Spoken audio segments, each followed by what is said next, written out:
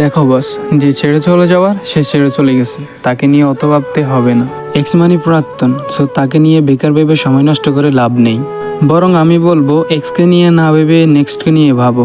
তাতে তোমার প্রেজেন্টটাও ভালো থাকবে, ফিউচারটা তো ভালো থাকবেই। হ্যাঁ, আমি জানি তুমি তাকে প্রচণ্ড ভালোবেসেছিলে, তারপরও সে তোমাকে ছেড়ে চলে গেছে। তার জন্য তুমি তোমার জীবনটুকু দিতে রাজি ছিলে, তারপরও সে তোমাকে ছেড়ে চলে গেছে এবং সে দিব্যি নতুনটা মানুষটার সাথে হ্যাপি আছে। তো আমি বলবো তোমাকেও হ্যাপি থাকা উচিত। তুমি নিজেই তোমার নিজেকে প্রশ্ন করো, কার জন্য এত কাঁদতেছ, কার জন্য এত চোখের পানি ফেলাতেছ। আরে সে তো তোমাকে ছাড়া অনেক ভালোই আছে, তাহলে তুমি কেন থাকতে পারবে না? আমি মনে করি চোখের পানি তার জন্য ফেলানো উচিত যে তোমার জন্য চোখের পানি ফেলবে। তুমি কষ্ট তার জন্যই পাও যে তোমার জন্য কষ্ট পাবে। হ্যাঁ, আমি মানতেছি তুমি তাকে সত্যিই ভালোবেসেছিলে, তার জন্য তুমি তার জন্য কষ্ট পাইতেছ, তাকে ভুলতে পারতেছো না। বাট এইভাবে কষ্ট পেতে থাকলে জীবন তো আর এগোবে না। আর নিজের জীবনটাকে এগিয়ে নিতে চাইলে তোমাকে ভুলতে হবে। তোমার ব্রেকআপটাকে তুমি নেগেটিভ না ভেবে বরং এটাকে পজিটিভভাবে ভেবো, এটাকে মোটিভেশন হিসাবে নাও। আর এই ভুল মানুষগুলো তোমার লাইফ থেকে যত তাড়াতাড়ি চলে যাবে ততই তোমার জন্য ভালো হবে।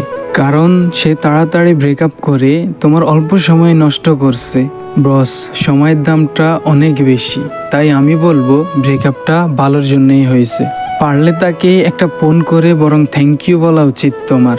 আমি তো বলবো একটা সম্পর্ক শেষ হলে বা একটা রিলেশন ভেঙে গেলে অত ভেঙে পড়ার দরকার নেই। কারণ একটা গল্পের শেষ থেকেই আরেকটা নতুন গল্পের শুরু হয়। আবার নিজেকে এক্সপ্লোর করা যায়, আবার নিজেকে শুধরে নেওয়া যায়, আবার সামনে কিছু বেটার অপশন চলে আসে। তো বস, কান্নাকাটি বন্ধ করো, কষ্ট পাওয়া বন্ধ করো, যেটা হয়েছে সেটা ভুলে যাও। চলো আবার সবকিছু নতুন করে শুরু করা যাক, একদম প্রথম থেকে। লাইফে এমন ছোটখাটো জিনিস হতেই থাকে, এ নিয়ে এত ভাবা যাবে না। আরে বিয়ে করার পরে ছেলে পেলে হয়ে যাওয়ার পরেও মানুষ ডিভোর্স দিচ্ছে। আরে তোমার তো মাত্র শুধু ব্রেকআপ হয়েছে, চিল করো ব্রো।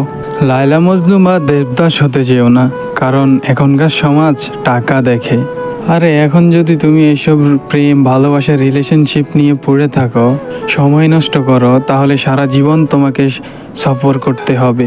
তার থেকে বরং তুমি তোমার কেরিয়ারটাকে ফোকাস দাও, তোমার কেরিয়ারটাকে তৈরি করো, দেখবে তোমার প্রেম ভালোবাসার সম্পর্ক সব তৈরি হয়ে যাবে। সবসময় একটা কথা মনে রাখবে, টাকাই সব। তাই আজ থেকে নিব্বির মতো কান্নাকাটি না করে চলো আজ থেকে নিজেকে বদলিয়ে দেখি, শুরু করা যাক।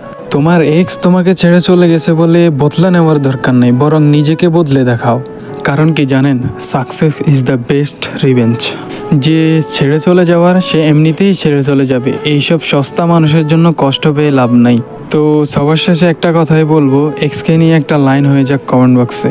ভিডিওটি ভালো লাগলে অবশ্যই একটা লাইক করবেন, কমেন্ট বক্সে আপনার মতামত জানিয়ে দেবেন, আর অবশ্যই চ্যানেলটি সাবস্ক্রাইব করে বেল আইকনটি বাজিয়ে দেবেন। সবাই ভালো থাকুন, সুস্থ থাকুন, আল্লাহ হাফেজ।